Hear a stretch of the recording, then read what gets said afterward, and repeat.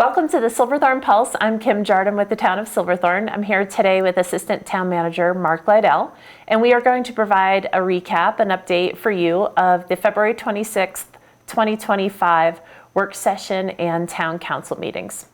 Thanks for being here, Mark. Thanks for having me. Let's start out with the work session agenda.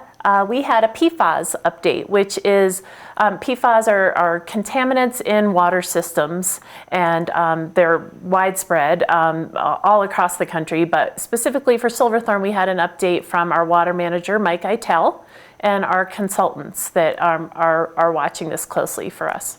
Yeah, we've been testing our water system for contaminants of PFAS. PFAS are the forever chemicals that you may have heard of, which are affecting water systems across the country.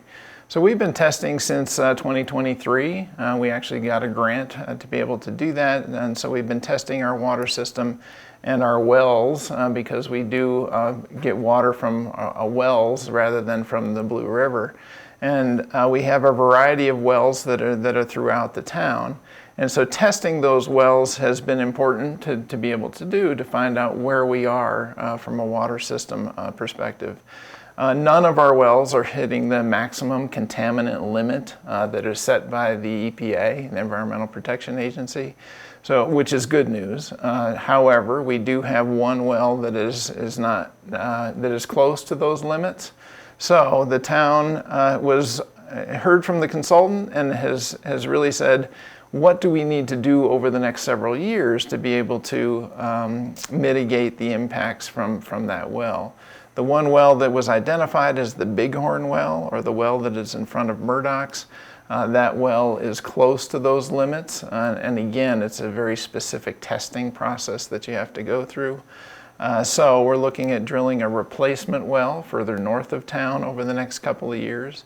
And then in addition to that, doing an additional well for capacity issues that would be adjacent to the library.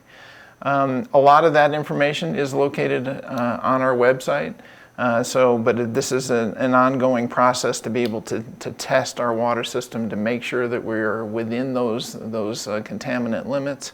And certainly, with the testing requirements that are out there, the EPA has been monitoring those forever chemicals in all water systems across the country. So we've got a good jump on it. Our website has all the information relating to it. So if anybody's interested in diving into the details relating to it, I'd certainly point people towards our website to be able to do that. Great.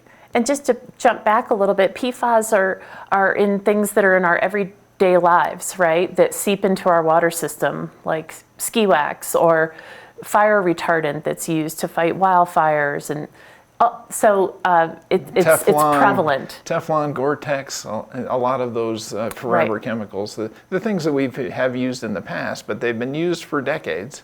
We're finding now that they are going to be prohibited from being manufactured. However, they have found their ways into various places, including water systems. Right. Okay. Well, good news. I'm glad Silverthorne's all over it, jumping on it. Absolutely.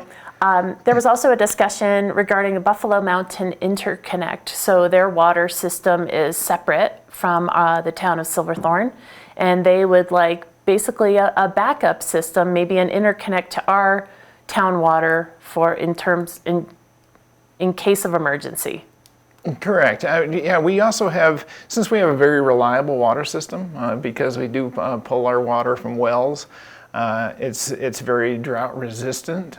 So we do have a water interconnect currently with Dillon and Dillon Valley. So in an emergency, if there is an emergency, we're able to provide additional water to both of those systems. So similarly, Buffalo Mountain Metro District, which services Wilderness, came to us and said, could we, the town, also have an emergency water interconnect should they have the need to be able to have an emergency, if they need to drain one of their water tanks, or potentially if there's a fire, to be able to have that emergency interconnect. So since we do have one that currently with Dillon and Dillon Valley, Town Council will be considering one with Buffalo Mountain Metro District for an emergency purposes only. So that's one thing that the council did discuss, and they told us to go ahead and proceed with getting a water interconnect agreement with Buffalo Mountain Metro District. Great. There was also a discussion about amending the town code in terms of landscaping. Tell us a little bit about that. Yeah, our landscaping code is 20 years old. It's been around for quite some time. So with any codes, you want to update them pretty regularly. With this code, one thing that we found is fire mitigation. Fire mitigation has been a key issue, especially in some of our single-family neighborhoods. So fire mitigation is keep making sure that you have landscaping that's not too close to your house in case of fire. So we've put the fire mitigation into our building codes, but we didn't translate that over into our landscaping codes. So we want to make sure that there's consistency between those two codes.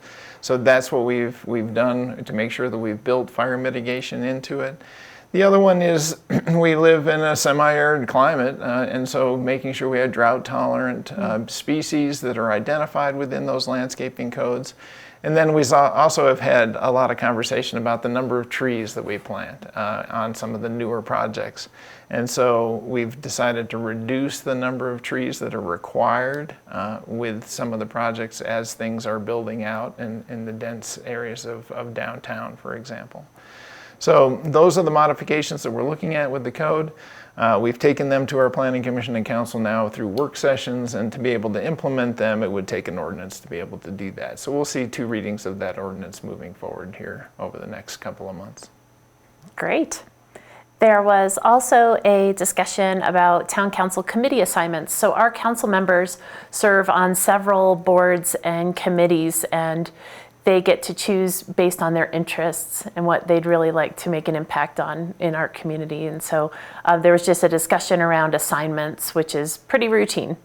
Yeah, absolutely. And really, staff serves on a lot of those committees, and we encourage council members to serve on them too, but it keeps us involved in the various happenings throughout the county.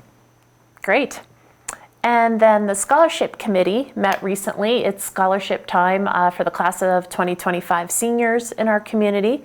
And it was determined that 22 individuals from the town of Silverthorne would receive a little over $52,000 in scholarships for their advanced education, their higher education above and beyond high school. So that's really exciting. Yeah, it's great to see the seniors moving on to the next level in their careers, and it's great to be able to support them.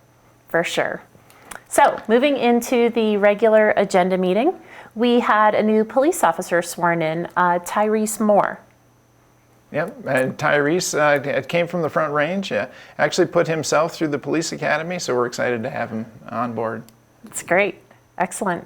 And I believe that makes us fully staffed in the police department yes, it does, as well. Which is great. Yes.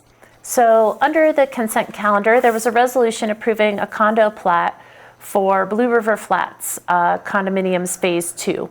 These are the condominiums just before Tammy's Bridge on Blue River Parkway on the north side of the road. Yeah, north of Alpine Gardens, so people probably have seen those under construction.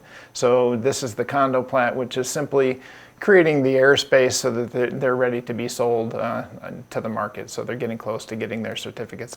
So let's jump into action items. There was a resolution approving a site plan modification and replat for the Silverthorne Recreation Center expansion, which is really exciting. Yeah, this is a fantastic project. So it's one that we've been working on for several years now, or maybe even a decade. But we got the financing to be able to move forward with the rec center expansion, and the rec center expansion is going to be a 23,000 square foot expansion to the east side of the rec center, where we're able to accommodate some new gyms, having a dedicated space for gymnastics, even a daycare facility, and even increased office spaces. So it's going to be an exciting project. So this was the site plan modification, which approved everything that's relating to it. So we now know what the architecture looks like, what the inside, what the outside looks like, because we're headed towards a spring construction on this. So groundbreaking will occur here in May. And so getting the building permit is going to be exciting to do. So this is the first step, or the final step, getting through the planning process before we get to the actual building permit and construction. And this will be much less of an impact to the public attending, going to the rec center to enjoy the rec center. The last renovation was sort of in the mix of where everyone was using the center, and this is an expansion, so there'll be less impact to our visitors and guests. It's a great point. It's very minimal impact to the operations, the day-to-day operations, as to what's happening within the current rec center. So yeah, this is the expansion to the east. There will be some, disruption to Kids Corner or some of those areas, but yeah, this is going to be an exciting project to get this accomplished. We're hoping for an 18-month construction schedule and getting it open by the end of 2026. Wow, excellent. Under action items, there was also a preliminary site plan and preliminary disturbance permit application for North Shores. So this is an extension of the Apres Shores development, correct? Correct. Yeah, the Apres Shores development is currently under construction, which is across the street, across Highway 9 from Target, the Target area. So the North Shores is an extension of that. It's just to the south of Annie Road. They're proposing 48 condo units that would be on about 2 acres in that location. One of the key issues for that is we were able to work with the developer to be able to have both Apres Shores and North Shores be able to utilize the traffic signal that's at Annie Road. So all of those units would be able to have direct access for a left turn out of the development, if you will, at an already signalized intersection. So it's an extension of some of the existing units that are currently being built. This is preliminary plan, so it will come back to Town Council and Planning Commission for final approvals over the next several months. I think the exciting thing about utilizing that Annie Road signal too is a lot of those units that are on the east side of the highway don't really have a safe pedestrian crossing, so they're able to use that traffic signal at Annie Road to be able to get across the highway and in a safe manner. That's great. Good point. Wow, that wraps up the meeting for the night.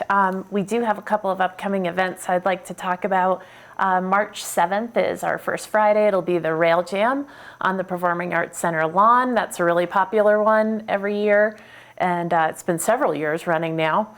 And March 11th will be a new event for us, Coffee with a Cop at the Starbucks in the outlet stores on Rainbow Drive.